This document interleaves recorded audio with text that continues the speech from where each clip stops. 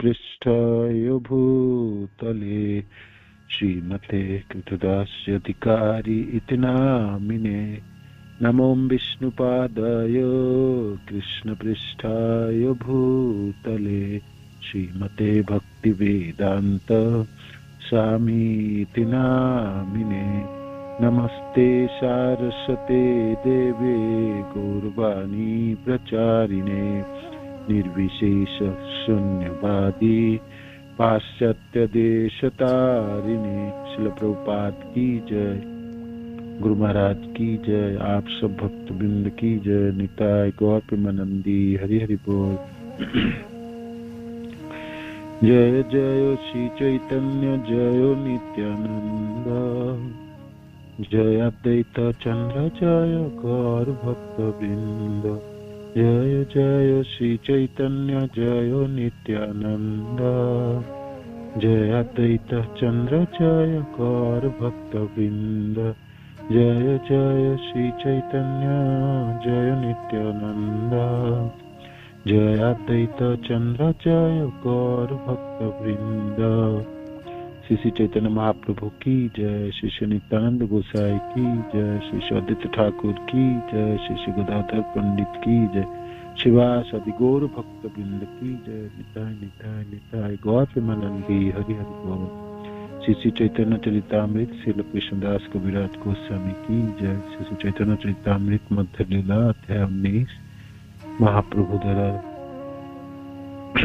गोस्वामी पद की शिक्षा। और हमने विभागों के ऊपर पढ़ रहे थे। विभाग के आलम्बन विभाग की विषयों की उदाहरण के तौर पर हमने भगवान कृष्ण की गुणावली पढ़ रहे हैं। तो आज जो कृष्ण के गुण है उनमें से है कृष्ण के शरीर से असंख्य ब्रह्मांड की सृष्टि। कृष्ण के शरीर से असंख्य ब्रह्मांड की सृष्टि, ये है 57 नंबर गुण। तो 64 गुणों में से ये हमने 56-57 है ना 57 गुणों में पहुंचे।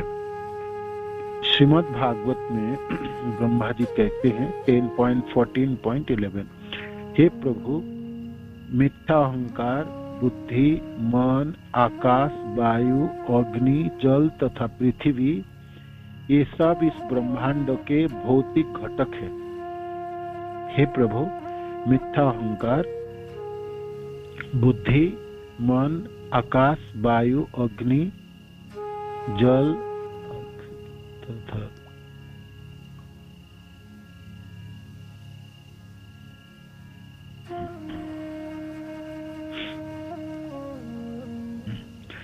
तो मिथ्या अहंकार, बुद्धि, मन, आकाश, वायु, अग्नि, जल तथा पृथ्वी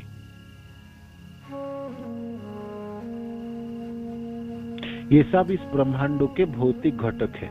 और यह ब्रह्मांड एक विशाल पात्र की तरह है जिसमें मेरा शरीर तुच्छ परिणाम के हैं। यद्यपि मैंने अनेक ब्रह्मांड में से एक की सृष्टि की है, यद्यपि मैंने अनेकों ब्रह्मांड में से एक की सृष्टि की है, किंतु आपके शरीर के छिद्र से असंख्य ब्रह्मांड निकल रहे हैं और जा रहे हैं।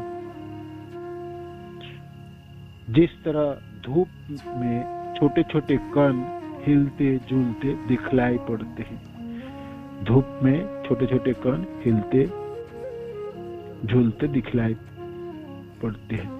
मेरा विचार है कि मैं आपके समक्ष अत्यंत नगण्य हूँ, अतएव आपसे क्षमा चाहता हूँ। आप मुझ पर कृपालु हो, आप मुझ पर कृपालु हो, आप मुझ पर कृपालु हो, आप मुझ पर कृपालु हो। तो ब्रह्मा जी की स्तुतियों में से आता है ये श्लोक।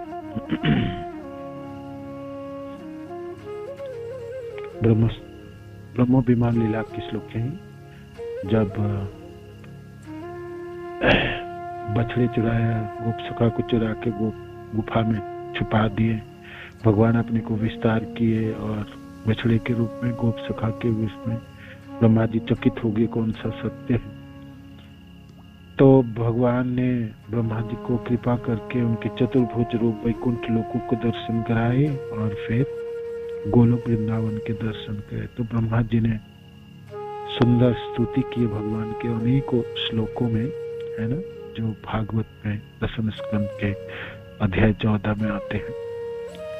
तो ये जो श्लोक है इसमें अनेकों स्तुतियों में से एक स्तुति है ब्रह्मा जी के द्वारा।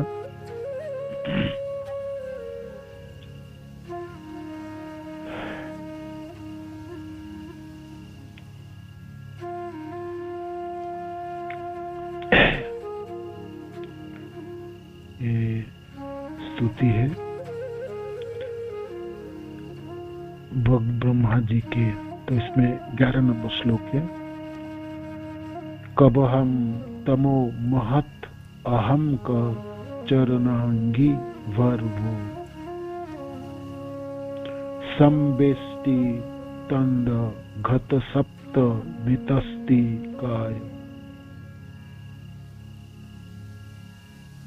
किद्रिक विधविक विगनी तंड परनु चरया बताद्वा रोम विवर्षया चते महितबम।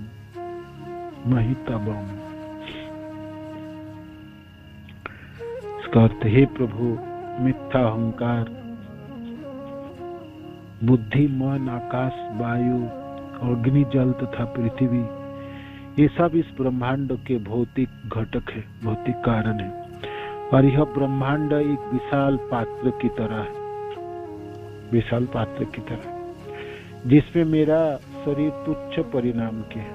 यद्यपि मैंने अनेकों ब्रह्मांड में से एक की सृष्टि की है, किंतु आपके शरीर के छिद्र से असंख्य ब्रह्मांड निकल रहे हैं और जा रहे हैं। जिस तरह धूप में छोटे छोटे कण हिलते झूलते दिखलाई पड़ते।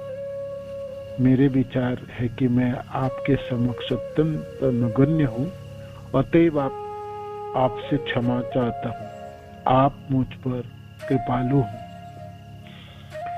यदि कोई केवल एक ब्रह्मांड का लेखा जोखा ले तो उसमें विचित्र विचित्र वस्तुओं की अनेकानेक संयोग मिलेंगे, क्योंकि उसमें असंख्य लोक है, असंख्य निवास तथा देवस्थल है। ब्रह्मांड का व्यास 40 करोड़ माइल है और इसमें अनेक अगाध स्थान हैं जिन्हें पाताल लोक कहा जाता है। यद्यपि कृष्ण इन सबके उद्गम है, तो भी वो वृंदावन में अपनी अचिंत शक्तियों का प्रदर्शन करते देखे जाते हैं। अतएव ऐसे सर्वशक्तिमान अचिंत शक्ति से युक्त ईश्वर की आराधना करने में कौन समर्थ हो सकता है। तो भगवान कृष्ण की विस्तार संकर्षण, जो मूल संकर्षण कहलाते हैं, तो मूल संकर्षण दूसरे में अपने को विस्तार करते, द्वितीय चतुर्भुज रूह में तो महासंकर्षण है, और महासंकर्षण अपने को तीनों पुरुष अवतारों में विस्तार करते, कारुण्यक्षय विष्णु, गौरवोदक्षय और क्षीरोदक्षय विष्णु। तो ये कारुण्यक्षय विष्णु के रोम छिद्र से अनेकों ब्रह्मांड निकलती है। तो इसलिए ब्रह्मा जी यहाँ पर कहते जब मैंने तो एक ब्रह्मांड के सृष्टि, एक ब्रह्मांड के सृष्टि तो ब्रह्मा जी ने किए भी नहीं, उस ब्रह्मांड की सृष्टि तो भगवान ही करते हैं। हाँ, ब्रह्मा जी सेकेंडरी क्रिएटर है, विसर्ग है ना, तो वहां से शुरुआत होती है, प्रथम व्यक्ति है किसी ऐसे हमारे ब्रह्मांड के, हमारे ब्रह्मा जी बेरिंग जी जिसके नाम है। किंतु भगवान के रोमकूप से अनेकों ब्रह्मांड उत्पत्ति होती है ना। और कैसे, जैसे कि धूप में अनेकों कणाएं होती है ना, सूरज की रोशनियों में जैसे अनेकों छोटे छोटे हिलते झूलते, छोटे छोटे कण हिलते झूलते दिखाई देता है। इस तरह अनगिनत ब्रह्मांड है ना, वो हिलते झूलते लटकते रहता है ना। पूरे कितने आकाश असीमित है, उसमें सब ब्रह्मांड। हमारी इस ब्रह्मांड तो यही है, इसमें 14 भुवन है, इन्हीं की सृष्टि अद्भुत है ना। हमारी धरती के बारे में सोचिए आप, है ना। आप कितनी देश है, कितने खेत खलियान, समुद्र है ना, पर्वते, वनराजी है ना, कितने तरह तरीके से उनकी वैचित्रता है, कितने हजारों लाखों करोड़ों जनों की, है ना, क्या क्या वैचित्रता है। एक ट्रेन में, एक मेट्रो में कितने लोग चलते। मैं आपके समय आज सोच रहा था, भगवान की क्या अद्भुत सृष्टि है ना। इस पूरे मेट्रो में जितने लोग हैं, मानो कि हम ना हो सकता है एकदम से विलीन हो गया तो क्या फर्क लगा, पूरी सृष्टि में कोई फर्क नहीं लगा। तो ऐसे करके सोच रहा था जे मनुष्य के रूप में मैं कितने नगण्य हूँ, मैंने कोई फर्क नहीं लगने वाला। मन का आज हम चल बसे तो किसको क्या फर्क नहीं, पूरी सृष्टि में क्या फर्क होने वाला। तो यहाँ ब्रह्मा जी भी कहते हैं कि ब्रह्मा जी कह रहे थे कि मैं नगण्य हूँ, मैंने तो एक ब्रह्मांडों की सृष्टि नहीं की, उस ब्रह्मांडों में रहने वाले लोगों की सृष्टि हुई। ब्रह्मांडों के अवयव तो गरुड़क से विष्णु के तरुणक से विष्णु से निकलते हैं, इन तभी भी ब्रह्मा जी को सेकेंडरी क्रिएटर कहते हैं। तो ब्रह्मा जी यहाँ कहते हैं कि मैं एक ब्रह्मांड का मानो कि मैं कुछ सृष्टि किया भी हूँ तो मैं कितना नगण्य हूँ। आपके शरीरों के रोम कूप से अनगिनत ब्रह्मांड का क्या अद्भुत है ना। तो ये हमारे कृष्ण के विभुता, कृष्ण की व्यापकता और क्या अद्भुत इनकी सृष्टि कार्य भी है। तो अनगिनत ब्रह्मांड धूप में, जिस तरह धूप में छोटे छोटे कण हिलते झूलते दिखलाई पड़ते, तो ये है कृष्ण की सृष्टि। ब्रह्मा जी अपने को उच्च नगण्य समझ रहे हैं। ब्रह्मा जी की आयु अद्भुत है, हमने सुन रहे थे, है ना। तो 14 मनु आते हैं, उनके एक दिनों में 12 घंटे में। एक मनु की आयु 30 करोड़ सालों की ना, 430 करोड़, तो 430 करोड़ सालों की 12 घंटे के दिन है ना। ऐसे उनके 12 घंटे के रात्रि है। इस प्रकार उनके एक महीने 30 दिन के 365 डेज में साल, ऐसे 100 सालों की अवधि आयु। तो हमारे जो विरिंची है, ये जो ब्रह्मा जी विरिंची है, इनके 50 साल बीते हैं, बाकी 50 साल अभी भी है ना। एक दिनों में उनकी 14 मनु आते हैं। तो ये जो दिन है, जो दिन ब्रह्मा जी के चल रहे, इसको बराह भगवान के अवतारों से शुरुआत हुई, तो बराह कल्प कहलाता है। हर दिन को कल्प के नाम से परिगणित करते हैं। तो उस ब्रह्मा जी के आज के जो दिन है, जो चल ही रहा है, इसमें 14 मनु आना था, तो 7 सप्तम मनु की समय है ना। प्रथम मनु स्वयंभू, जिसकी कथा हम सुन रहे हैं, जैसे स्वयंभू मनु अपनी पुत्री देवहूति को लेकर कर्दम ऋषि के साथ विवाह देने आए, तो वो कथा हम भागवत में सुन रहे हैं। और अब सप्तम मनु वही वसत मनु के ये समय है, मनवंतर है।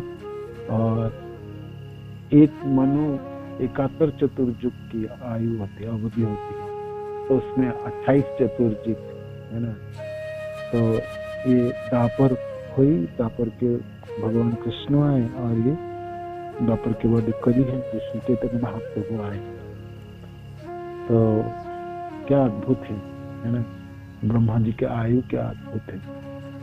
4 मुख वाले, चारों वेदों के ज्ञाता है, और समस्त सृष्टि कार्यों से शुरुआत होते इस ब्रह्मा वो कहते हैं मैं नगण्य हूँ, अति तुच्छ हूँ। ब्रह्मा जी अपने को तुच्छ समझ रहे हैं और नगण्य समझ रहे हैं, तो फिर जनलोक तपलोक के वासी क्या समझेंगे, ये स्वर्गलोक के देवी देवताओं क्या सोचेंगे, और हम धरती के मनुष्य तो फिर हमारी क्या नगण्यता है, तो आप समझ ही पा रहे। भगवान कृष्ण की अद्भुत सृष्टियों के सामने, उनके विभुता के सामने, उनके आश्चर्यों के सामने ब्रह्मा जी अपने को बहुत ही छोटा समझ रहे, नगण्य समझ रहे। मेरे विचार है कि मैं आपके समक्ष अत्यंत नगण्य हूँ, अतएव आपसे क्षमा चाहता हूँ, आप मुझ पर कृपालु हैं। उन्होंने माया दिखाने के प्रयास किए थे ब्रह्मा जी, तो क्षमा मांग रहे है ना, क्षमा मांग रहे।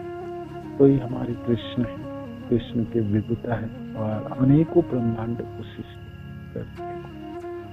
तो ये जो ब्रह्मांड है हमारी, इसके अलावा भी ब्रह्मांड है ना, तो उनमें भी ब्रह्मा जी हैं,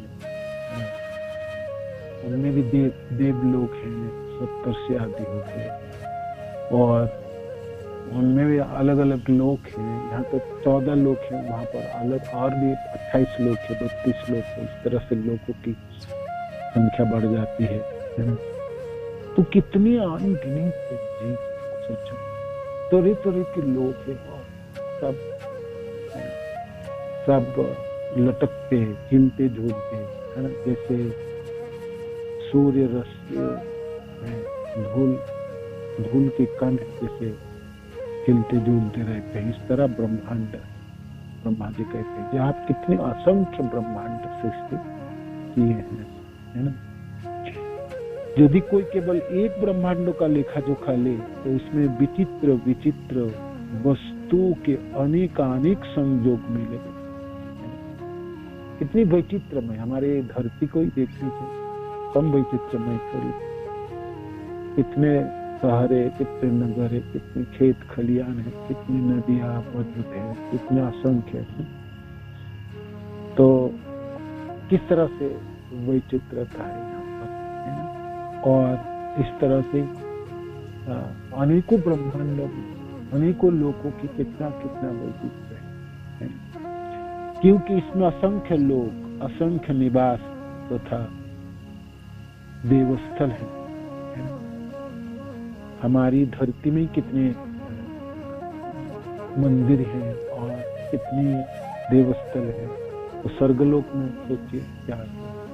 मनुष्य में तो जन्म मृत्यु जरा व्याधि है, तो और हमें जरा भी बुढ़ापा है और व्याधि बीमारी है। स्वर्गलोक में बुढ़ापा नहीं है और बीमारी नहीं, जन्म है, मृत्यु है, उनके आयु अद्भुत है, उनमें शक्तियां अद्भुत है, सुंदरता अद्भुत है। देवता लोग इस धरती में भी आया करते थे, अब कलियुग के वजह से अब देवता लोग नहीं आते, है ना। देवता लोग नहीं आते, तो सत्य हो, त्रेता हो, द्वापर के युगों में देवता लोग भी आते, किंतु उनके पांव धरती में नहीं पड़ते, है ना, ऊपर ही रहते हैं, खड़े रहते। इंद्र चंद्र वरुण आदि सब, है ना, सशरीर यहाँ पर पधारते थे। कलियुग में भी आए हैं, आते तो हैं, किंतु छिप के आते हैं। सबके आंखों के सामने देवता लोगों के दर्शन की भाग्य नहीं मिलती। हाँ, सूर्य भगवान आकाश में है, चंद्रमा है, ये देवता ही है, हम देख पाते हैं। नदियों में से गंगा जी, है ना, आज भी बहती है ना। तो अनेकों अलग अलग स्वरूप में दर्शन कर पाते, बातें हम नहीं कर पाते, ना उनके सुंदर स्वरूप के दर्शन कर पाते हैं। तो आते थे, आप नहीं आते। तो आप सोचो, देवलोक में भी क्या वैरायटी होती है। वहां पर कोई फैक्ट्री नहीं है, कोई गाड़ी वाड़ी नहीं चलती है। वहां सारे विमानों में चढ़ के आकाश मार्ग में भ्रमण करते। उस विमान को चलने के लिए कोई पेट्रोल की, डीजल की किसी की जरूरत नहीं, वो मनो के भावनाओं से चलती है ना। जैसे आप रावण के पुष्पक विमानों की बात आप जानते हैं, जिस पुष्पक विमानों में चढ़ के भगवान अयोध्या नगरी वापस आए, है ना, तो वो है। तो उस तरह देव लोक में भी क्या वेराइटीज होगी, वही चित्रता होगी, सोचो, है ना। अनेकों बागीचाएं हैं जिसमें फल और फूलों की वृक्ष है ना। तो निरंतर देवी देवता वो सब बागीचों में विहार करते हैं, फूल मालाएं बनाते हैं, भगवान के गुणगान करते हैं, और सब भक्त होते हैं भगवान के, कृष्ण के, है ना, भक्त जन है सब, है ना।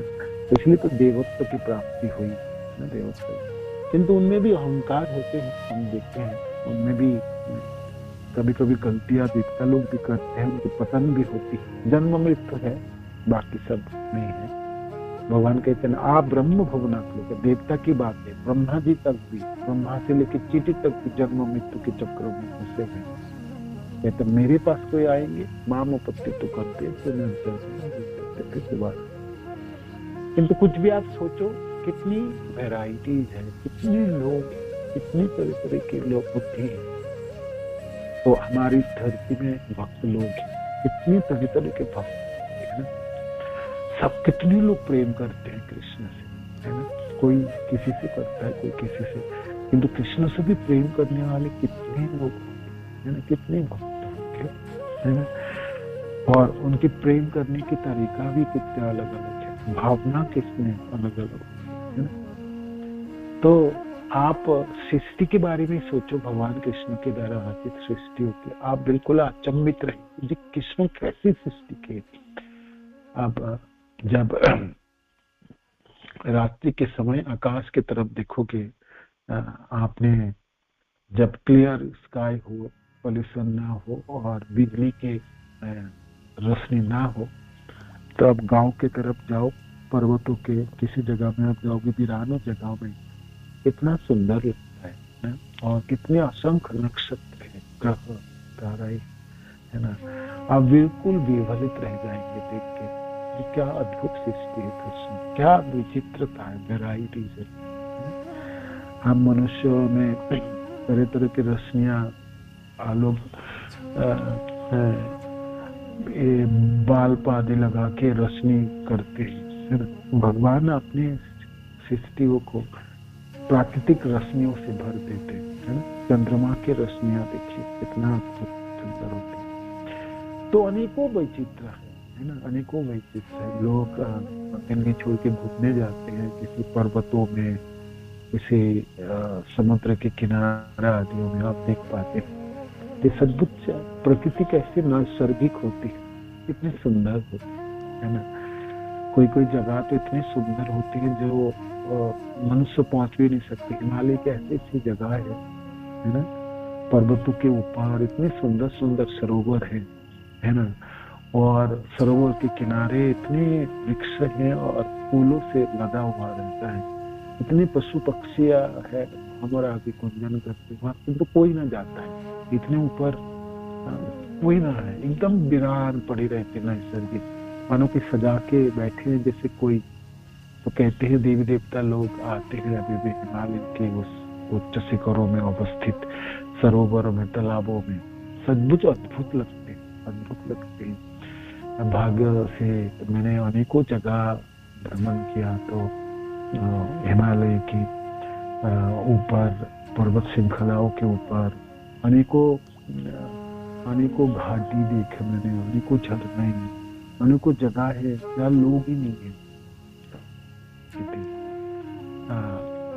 पूरा भरपूर सजावट है ना, नैसर्गिक दृश्य है। तो ऐसे कहते हैं जो देव लोक है हिमालय, देवभूमि कहते हैं, अद्भुत देवभूमि लगता है, अद्भुत लगते हैं वो सब जगह। तो इस प्रकार हमारी छोटी सी धरतियों में है ना इतनी विचित्रता है। तो इसके ऊपर तो 6 लोग हैं, तो और क्या क्या विचित्रता हो, क्या आप सोचो। पाताल लोगों को भी बारे में अपने सगुन के बात करते हैं, उसमें भी बहुत विचित्रता है। तो असंख्य निवास, असंख्य स्थल, असंख्य लोक, अनेकानेक संजोग में लगे।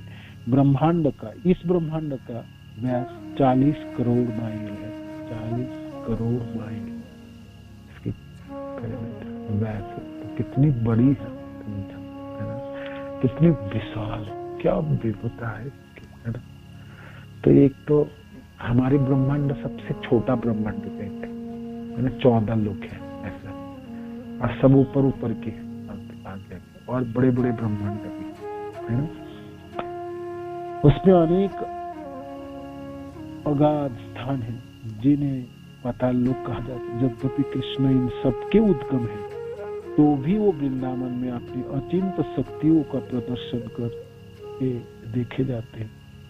ये कृष्ण से उद्गम है, करुण से विष्णु से, किंतु भगवान कृष्ण यहाँ रहते नहीं है ना। ये तो भौतिक संसार, वो तो आध्यात्मिक जगत में रहते है ना। गोलोक अखिल आत्म स्वरूप में जहाँ रहता हूँ गोलोक कहते हैं। आध्यात्मिक जगत के सर्वोच्च लोक, आध्यात्मिक जगत की वैचित्रता वो परंपार है, और तो और वैरायटी है कि नहीं। तो अतएव ऐसे सर्वशक्तिमान अचिंत शक्तियों से युक्त ईश्वर की आराधना करने में कौन समर्थ हो सकता है? ऐसा भगवान की आराधना करने में कौन समर्थ, कौन जान पाएगी कृष्ण को, है ना। जितने भी आप जानने के प्रयत्न करो, है ना, तब भी ऐसे सर्वशक्तिमान है कृष्ण हमारे, ऐसे कौन इनको आराधना करने में कौन समर्थ हो सकते हैं। किंतु प्रभुपाद की कृपा से, गुरुदेव की कृपा से, भक्तजनों की कृपा से हम आज कुछ सेवा करने के प्रयत्न कर रहे हैं। नाम जपते हैं, भागवत के श्रवण करते हैं, चैतन्य चरितामृत के श्रवण कर रहे हैं, कृष्ण के बारे में सोचने की, मनन करने में थोड़ा सा समय लगाते हैं, है ना। हाथ जोड़ करके ठाकुर जी के सामने खड़े होते हैं, प्रार्थनाएं करते हैं।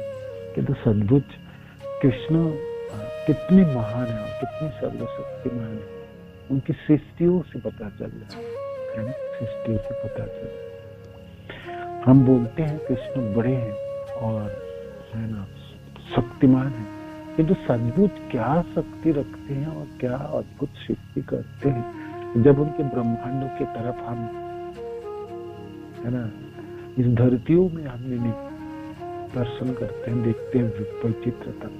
ऊपर लोगों के बारे में तो हम सिर्फ भागवत में सुनते हैं, हमने तो पहुंच नहीं पाएंगे जाने, किंतु हम इस धरतियों की विचित्रता को देख के हम लगा सकते हैं अनुमान, सचमुच वहां और की अपना वैरायटीज होगी। ये हमारे सर्वशक्तिमान कृष्ण है। ये कृष्ण, मैं तो बड़ी नगण्य, ब्रह्मा जी कहते हैं मैं तुच्छ हूँ, तो हमारे ब्रह्मा जी आपके सामने तुच्छ और नगण्य है, तो हमारी गिनती तो हे कृष्ण आप करो ही मत, आप तो आपके चरणों में धूल के बराबर रखो, है ना, और हमेशा ही हम आपके चरणों के धूल की तरह ही है, एक कणय की तरह पड़ा रहे, है ना। तो कम से कम आपके बारे में सोच पाए, समझ पाए, है ना, थोड़ी सी प्रयत्न करे और आपके अद्भुत विभुता और ऐश्वर्यों को जान पाए। ऐसे तो आपको जानने में कौन समर्थ होगा, कोई ना समर्थ है, किंतु तभी तो, है ना, तभी हमने प्रयास करते हैं बामन होके चांदों को स्पर्श करने की जैसे, है ना। हमारी नगण्यता के साथ आप स्वीकार कर लीजिए कृष्ण, है ना, आप स्वीकार कीजिए, हमारी प्रार्थनाओं आप स्वीकार कीजिए, है ना। हम भगवान कृपालु हैं, भगवान कृष्ण कृपालु हैं, स्वीकार करते हैं, है ना, तुच्छ समझ करके, है ना, बिल्कुल किनारे में नहीं कर देते हैं। भगवान कृष्ण कृपा करके इसी धरती में आए, है ना, अनेकों लीलाएं की, अपने वृंदावन धाम को खुद लेके आ गए, अपने प्रिय परिजनों के साथ आए और मनुष्य को जैसे लीला करके हम सबों के लिए एक आशा छोड़ दी थी, देखो मैं आप सब लोगों के साथ खोल मिल सकता हूँ, है ना, आप चाहो तो मेरे पास पहुंच सकते हो। तो कृपा करके कृष्ण अपने लीलाओं को विस्तार किया, अपने प्रियजनों के साथ अपने वृंदावन को, गोलोक को लेके आए। ये भोग वृंदावन है, तो दूर 150 किलोमीटर है, किंतु है तो वही वृंदावन के अंश है। ये वृंदावन गोलोक की पार्ट है, अंश है। हालांकि इस धरती में है, भौतिक लोक में है, किंतु भौतिक लोक नहीं है। भगवान की जितने भी देवस्थान है, जो भी उनके क्षेत्र है, वो सब आध्यात्मिक जगत के भाग है। इसलिए प्रभुपाद कहते हैं जो हमारे इस्कॉन के मंदिर है वो भी गोलोक की भाग है, अंश है ना। वहीं पर ठाकुर जी के पूजा अर्चना और आरती, कृष्ण प्रसाद, कृष्ण कीर्तन, कृष्ण कथा, है ना। तो कृष्ण भावना भावित सब रहते हैं। जैसे गोलोक में सब लोग कृष्ण केंद्रीय, कृष्ण भावना भावित 100%, तो इस्कॉन के मंदिर भी इस तरह से है। तो ये हमारे कृष्ण है जो सर्वशक्तिमान है। उनको आराधना करने की शक्ति किसमें होगी? इसमें होगी। आगे की गुणावली है भगवान की, समस्त अवतारों की मूल उद्गम, है ना। समस्त अवतारों की मूल उद्गम, जो भी अवतार आए तो कृष्ण से ही, कृष्ण अवतारी है और उन्हीं से अवतार आते हैं। तीनों पुरुष अवतार में से कर्मदक्ष से विष्णु से साधारणतः अवतार सब आते हैं, और ब्रह्मा जी प्रथम व्यक्ति हैं इस ब्रह्मांड के। तो इस ब्रह्मांड में जब भी भगवान अवतार लेते हैं तो साधारणतः तो ब्रह्मा जी को ही उन्होंने सौभाग्य प्रदान कराते हैं, है ना। किंतु भगवान तो भाई सराठ है, चाहे तो खुद भी प्रकट हो जाए, कभी कभी होते खम्बे से प्रकट हो गए, है ना, नरसिंह भगवान की तरह। कभी कभी जल में प्रकट हो गए मत्स्य के रूप में, है ना, कूर्म की तरह, है ना, प्रकट हो गए। ब्रह्मा जी के नाक से निकल गए, है ना, आपकी बराव के रूप में, तो कहीं भी हो गए। तो साधारण तो सृष्टि जो भी हो तो ब्रह्मा जी के साथ माध्यम से होती है। तो जो भी हो, समस्त अवतारों का मूल उद्गम हमारे कृष्ण है। जयदेव गोस्वामी के तो गीत गोविंद में इस तरह का गीत आता है, भगवान ने मत्स्य रूप धारण करके वेदों की रक्षा की और कच्छप रूप में सारे ब्रह्मांडों को अपनी पीठ पर धारण किया। उन्होंने बराह रूप में जल से इस पृथ्वी को ऊपर उठाया है। उन्होंने नृसिंह रूप में हिरण्यकशिपु का वध किया है। उन्होंने वामन रूप में महाराज बलि को चला है। उन्होंने परशुराम के रूप में क्षत्रियों के वंश को सर्वनाश किया है। उन्होंने भगवान राम के रूप में भगवान राम के रूप में सभी असुरों को मारा है। उन्होंने बलराम के रूप में विशाल हल धारण किया है। कल के रूप में उन्होंने सारे नास्तिक पुरुषों का संहार किया है, और भगवान बुद्ध के रूप में बेचारे पशुओं को रक्षा की है। भगवान के इन समस्त अवतारों का वर्णन श्रीमद् भागवत में 1.13 में हुआ है। ये कुछ वर्णन कृष्ण से अद्भुत अवतारों के हैं और श्रीमद् भागवत से पता चलता है कि कृष्ण के शरीर से सदैव असंख्य अवतार होते रहते हैं। जिस तरह समुद्र में लहरें उत्पन्न होती है, जिस तरह लहरों की गिनती कर पाना संभव नहीं है, उसी प्रकार भगवान के शरीर से निकलने वाले अवतारों को भी गणना कर पाना संभव नहीं है। असंख्य अवतार। जैसे समुद्र में लहरें उठती है, उसकी गणना नहीं कर सकते, इस प्रकार कृष्ण से कितने अवतार हैं उसकी गिनती नहीं। मुख्य अवतारों को वर्णन करके सुत गोस्वामी पाद तो डर गए, तो भगवान के बाकी सारे अवतारों को कृष्ण के साथ ही गिन दिए, तो लोगों में विभ्रांति होगी। तो उन्होंने फिर खुलासा किया, इते सकला पुंसो कृष्णस्तु भगवान स्वयं इंद्रारी वैकुल मीलयंती जुगे जुगे, है ना। ये कृष्ण है, ये स्वयं भगवान है, बाकी सब उनके अंश है या अंश के अंश तलाई कहलाता है। 24 अवतारों की या 24 अवतार है, उसकी भी वर्णन है। असंख्य अवतार है, संख्या तो जयदेव गोस्वामी दस अवतार की बात की है अपने गीत गोविंद में। तो इस तरह है असंख्य अवतारों के उत्सव हमारे कृष्ण, सब अवतार उन्हीं से ही आते हैं, है ना। वो अवतारी है, कृष्ण अवतारी है, बाकी सब अवतार उनसे आते हैं, वो किसी से नहीं आते, है ना। लोगों को भ्रांत धारणा है जो विष्णु के अवतार हैं कृष्ण, विष्णु से आए नहीं, विष्णु से वो नहीं आए, विष्णु उनसे आए, है ना। तीनों पुरुष अवतार है, जो कर्मदक से विष्णु, गर्भदक से विष्णु, क्षीरोदक से विष्णु, ये तीनों तो कृष्ण के अंश हुई। कृष्ण से विस्तार, संकर्षण, मूल संकर्ष, एक संकर्ष, ये आदि चतुर्भुज में चार है ना, संकर्षण, अनिरुद्ध, प्रद्युम्न, वासुदेव, संकर्ष, अनिरुद्ध, प्रद्युम्न, चार आदि चतुर्भुज है। फिर भी से द्वितीय चतुर्भुज होते हैं, उसमें महासंकर्षण है, संकर्षण के विस्तार, महासंकर्षण, वासुदेव, अनिरुद्ध, प्रद्युम्न। इस प्रकार अनेकों द्वितीय चतुर्भुज के रूप में रह के वैकुंठ में अनेकों लोक है, तो समस्त लोकों में ऐसे विराजमान हो जाते हैं। ऐसे महासंकर्षण से जो फिर तीन पुरुष अवतार है, कर्मदक से विष्णु, गर्भदक से और क्षीरोदक से, इसको विष्णु कहते हैं।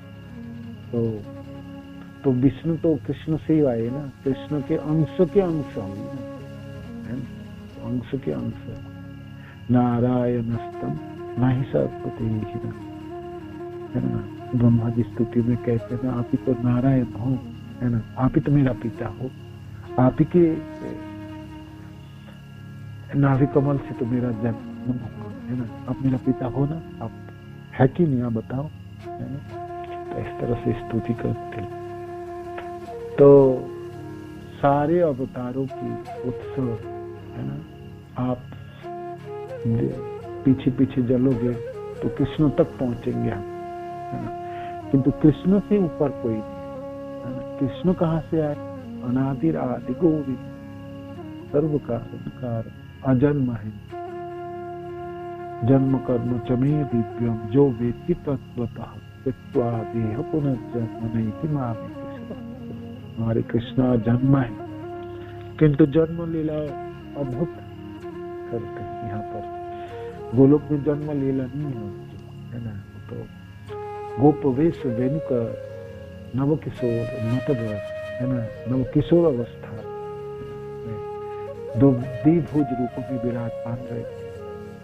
छोटे कृष्ण नहीं है, बाल कृष्ण नहीं है, वहां पर बाल गोपाल नहीं है। तो फिर अपनी बचपनों के आस्वादन करने के लिए इस भौम वृंदावन में वो लीलाएं करते हैं जो गोलोक वृंदावन में भी नहीं होते। इसलिए भौम वृंदावन की लीला जो बात कहते हैं गोलोक से भी ज्यादा आस्वादनीय है।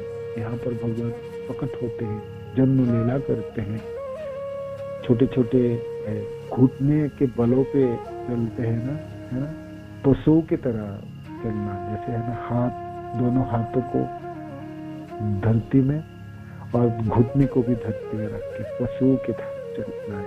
लेकिन फिर लड़खड़ाते हुए खड़े होने के प्रयत्न करते हैं। फिर नंद बाबा के कड़म पकड़ के ऊपर सिर पे धो के चलते हैं, जैसे गिर पड़ेंगे, है ना, भार है ना। तो अनेकों सुंदर सुंदर लीलाएं कृष्ण करते हैं इसी भौम वृंदावन में। इसलिए भौम वृंदावन की जो कृष्ण लीला है गोलोक की लीलाओं से भी आस्वादनीय है, रसाल है। और कोई कोई लीला तो वहां होती ही नहीं, जैसे जन्म लीला, वो अद्भुत है, जन्म यहाँ लीला करते हैं। हालांकि वो अजन्म है, किंतु जन्म लीला करके भी दिखाते हैं, देखो मैं ऐसे भी कर सकता हूँ, मैं जन्म भी ले सकता हूँ, किंतु हूँ तो मैं अजन्म है। उन्हीं से सब कुछ सृष्टि होती है, वो किसी से सृष्टि नहीं होता, वो हमेशा ही विराजमान रहे।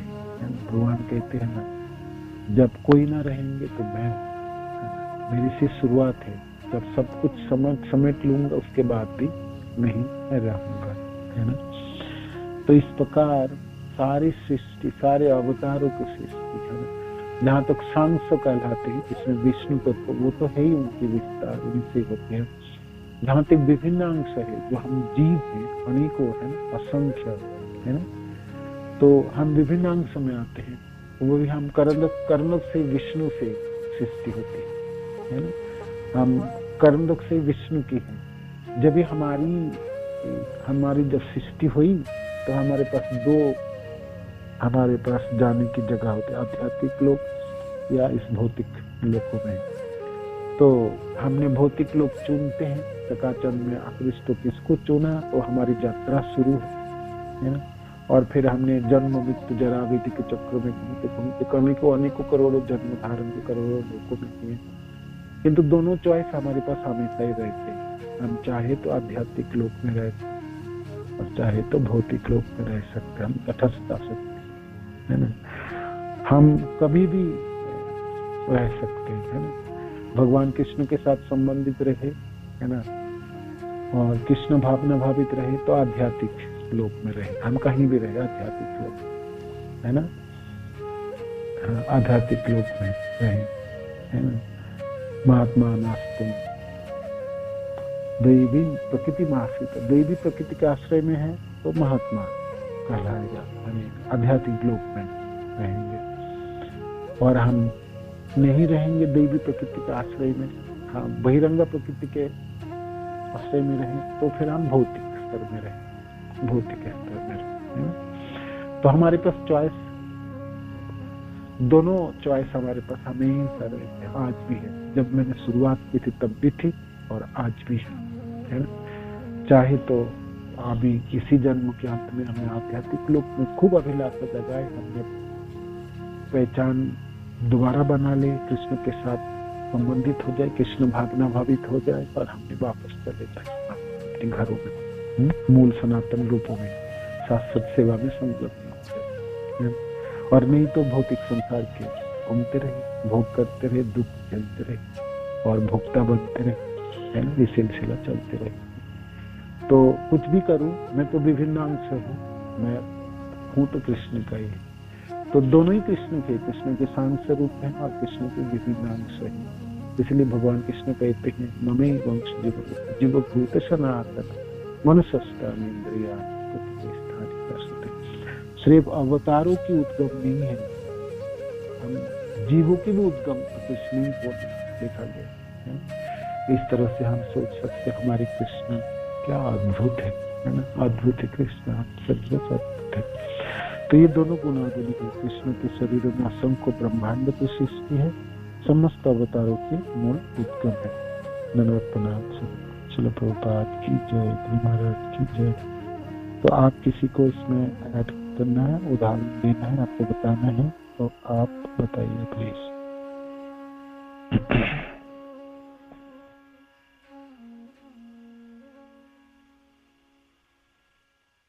हरे कृष्ण।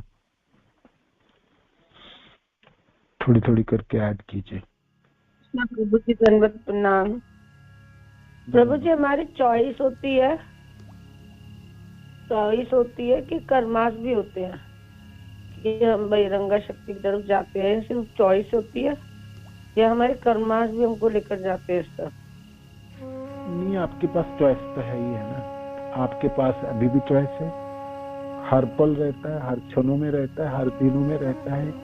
आपके जितने दिन आयु रहेंगे तब तक आपकी चॉइस है। आप कृष्ण से प्रेम करना चाहो कर लो, कौन माना कर रहा है, कोई रोक थोड़ी है ना, कौन रोकेगा। हाँ, आपकी मन नहीं होता, आपकी भावना नहीं होता, आपके कर्म, खराब कर्म फलों की वजह से दूषण हुई है ना, गलत पहचान हुई है ना, गलत जगह में हमने अभिनिवेश किया है ना, वो है। किंतु आप अपने ठीक सुधार सकते हो, अपने चॉइस को परिवर्तन कर सकते हो है ना। जैसे संसार के प्रति आसक्त हो कि बद्ध अवस्था को प्राप्ति हुई, आध्यात्मिक जगत के प्रति आसक्त हो कि मुक्त अवस्था को भी प्राप्त हो सकते। एक दिन में तो हमने बद्ध अवस्था प्राप्त नहीं की, जन्मों जन्मों की हमारी दक्षता है, भोगने की प्रवृत्ति हुई और हम संसार में फंसते चले गए। तो इस प्रकार हमारी रति, अनुरक्ति और सब कुछ इसी रचा पचा सब इसी संसार में हो गई।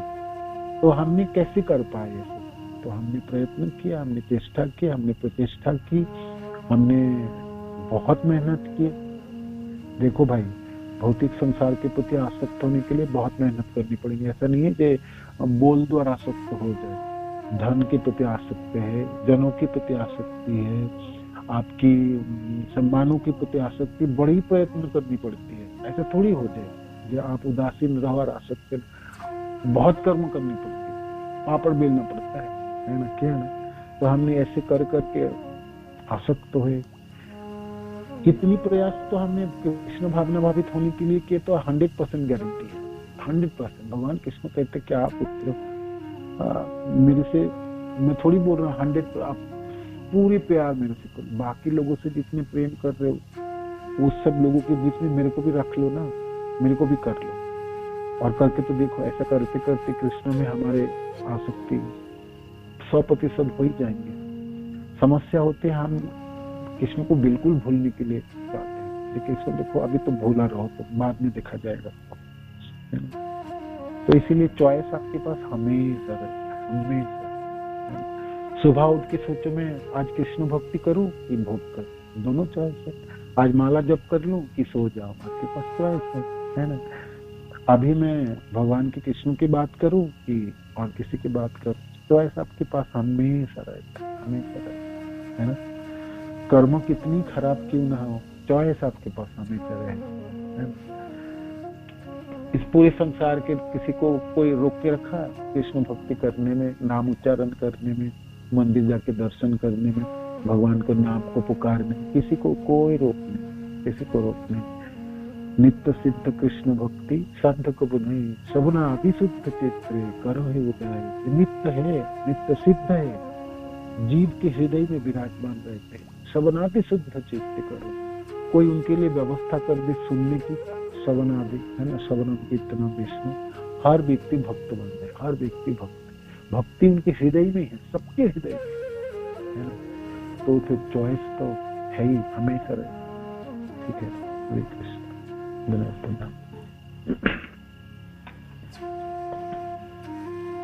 हरि बोल।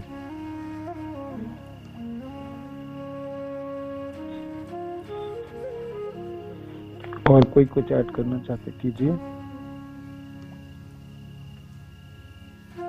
हमारी कृष्ण अनेकों सृष्टि करती है, सबकी सृष्टि करते हैं, आपकी सृष्टि करता भी वो है। और आपके मन में जो जो लोग आते हैं सबकी सृष्टि करता वही है ना।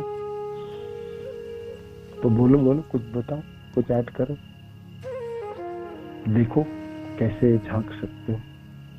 पूछो, कृष्ण से पूछ लो, नहीं तो ठीक है ना। हरे कृष्ण। हरे कृष्ण प्रभु जी, दंडवत प्रणाम। धन्यवाद। बताइए प्रभु जी, वो भी तो भगवान जी की सृष्टि करना ही कह सकते हैं उसको। जब हमारी सारे गाय बछड़ों को ऊपर ले गए थे, भगवान ने उतने ही गाय बछड़े और उतने ही गोप का सब नीचे निर्मित कर दिए थे। तो ये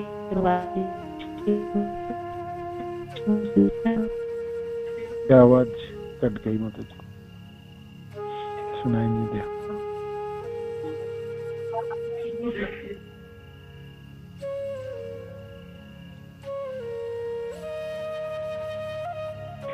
और कोई कुछ ऐड करना चाहते हैं, करिए प्लीज। जैसे महाराज कहते कि हम माया के विरुद्ध हमारा ये युद्ध है, हम बबरा से उल्टा स्विमिंग कर रहे हैं, उल्टा तैर रहे हैं, तो बार बार धकेले भी तो जाते हैं। मतलब पर बस यही है कि भक्तों के संग और महाराज की कृपा से उत्साह बना रहे आखिरी सांस तक, क्योंकि जितना हम आगे तो सब धकेले भी जाते हैं। तो कर्मों से होता है कि माया हम जो संकल्प हमारे पास पूरा नहीं हो पाता है। तो आप कहते हैं हम पूरा ना भी हो पाए तो हम जितना भी कर पाए, और हमारे पास भरपूर कृपा है इस बार, है ना। गौड़िया संप्रदाय है, भक्तजन है, शिल प्रभुपाद हैं, गुरुदेव हैं, शास्त्र हैं, भागवत हैं। तो प्रभु जी आज सुबह बोल रहे थे ना, हमारे पास पूरी कृपा है। पूरी पूरी कृपा है। सचमुच कृष्ण बहुत कृपा किया कर रहे हैं, है ना। कृष्ण कृपालु है और हम कृपा के पात्र बन गए। बड़ी आशा है इस बार, है ना। इस बार तो पार लग जाएगी, है ना। बिल्कुल लग जाने वाली, बिल्कुल लगने वाली, है ना। बहुत ही नालायक रहे हम और बुद्धू रहे और हमने कृपा को बटर नहीं पाए, इकट्ठा नहीं कर पाए और बिल्कुल आत्मघाती हो गई। सब तो अलग बात है। ये तो इस बार की तो बड़ी सुंदर मैंने हमें एकत्रित कर पाया सब कुछ। मनुष्य जीवन है ना। दो निदेहमाद्यम सुलभम सुदुर्लभम लाभम सुकल्पम लाभम सुकल्पम गुरु कर्म मया अनुकूले नभस्वता ईड़ितम उमान भगवती नाथवे स आत्मा। इस बार हमारे पास सचमुच सब कुछ है ना। इस बार हमने तर नहीं लगाए, है ना, नहीं पार लगे तो आत्मा सचमुच अपने को मार देंगे, है ना। करोड़ों जन्म तक आगे भी बांध देंगे अपने आप को, है ना। इस बार ही कृष्ण अपनी इतनी कृपा की, अंतिम दिनों तक कृपा करें। ठीक बोला आपको। भगवान कृष्ण कृपा करते रहेंगे, हम प्रार्थना ही करते रहेंगे। भक्तजनों की चरण पकड़ेंगे, गुरुदेव की, श्रील प्रभुपाद की, सब लोगों की।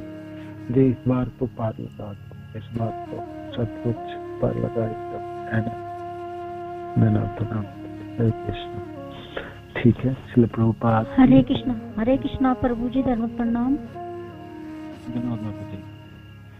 प्रभु जी, भगवान बोने के रूप में आए और वो 3 पग भूमि मांगी थी ना उन्होंने, तो 2 पग में सारी सृष्टि ले ली थी और 3 पग बचा हुआ था वो, है ना।